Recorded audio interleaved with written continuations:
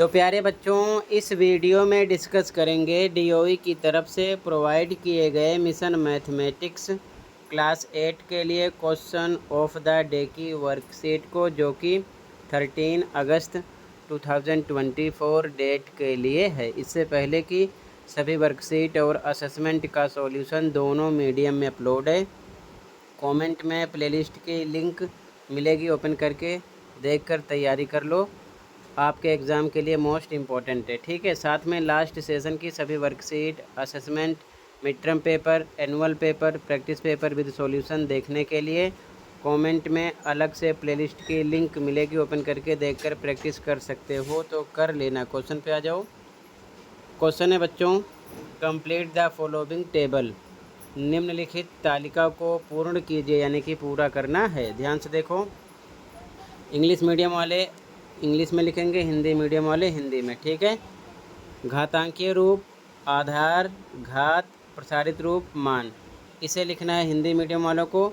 English medium वाले लिखेंगे घातांकीय रूप को बोलते हैं एक्सपोनेंशियल फॉर्म, आधार को बेस, घात को एक्सपोनेंट, प्रसारित रूप को एक्सपेंडेड फॉर्म, मान को वैल्यू। अपने अकॉर्डिंग लिख लेना। एक एग्जाम्पल करके बताया गया है, तो ध्यान से देखो। यहाँ पर लिखा है 3 की पावर 2, तो 3 क्या है? बेस, यानी कि आधार है, तो इसे आधार में लिखा गया है। 2 क्या है? पावर है, तो घात में लिखा गया है, यानी कि एक्सपोनेंट है। और उसके बाद में इसका जो प्रसारित रूप यानी कि एक्सपेंडेड फॉर्म होगा, 3 की पावर 2 का मतलब होता है 3 को आपको डबल टाइम तोड़ना है, तो यहाँ पर 3 × 3 लिखा गया है। उसके बाद में इसकी वैल्यू क्या निकलेगी, इसको मल्टीप्लाई करके यहाँ लिखना है, 3 × 3 = 9 आ गया। ठीक है, इसी प्रकार हमको ये 2 क्वेश्चन करना है। ठीक है, तो ध्यान से देखो। तो यहाँ पर आपका जो बेस है वो भी कितना है? 4 है, 4 लिख देते हैं। और जो इसकी घात है यानी कि एक्सपोनेंट, ये भी 4 है, 4 लिख दिया।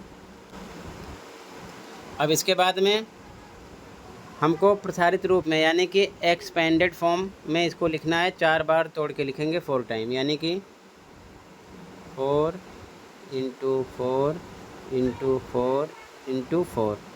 अब इनका आपस में करना है मल्टीप्लाई। ठीक है, तो 4 को 4 से गुणा करोगे बच्चों तो कितना आएगा? 16, 16 को 4 से करो 64, 64 को 4 से करोगे तो आएगा 256। तो यहाँ पर आपको वैल्यू में लिखना है 256। ठीक है, ठीक है। अब इसी प्रकार इसे सॉल्व करना है, तो ध्यान से देखो। बेस है -5 और घात यानी कि एक्सपोनेंट कितना है? 3, तो लिखेंगे यहाँ पर लिखेंगे -5, इसमें लिखेंगे 3, और प्रसारित रूप में इसको हमें 3 टाइम यानी 3 बार तोड़ के लिखना है। ठीक है, तो लिखेंगे ब्रैकेट में -5, गुणे का निशान, फिर से -5, गुणे का निशान, फिर से -5, 3 बार। ठीक है, अब इसके बाद में वैल्यू में आप क्या लिखोगे? इन तीनों को आपस में गुणा करना है। 5 को 5 से करोगे 25, फिर 25 को 5 से करोगे 125।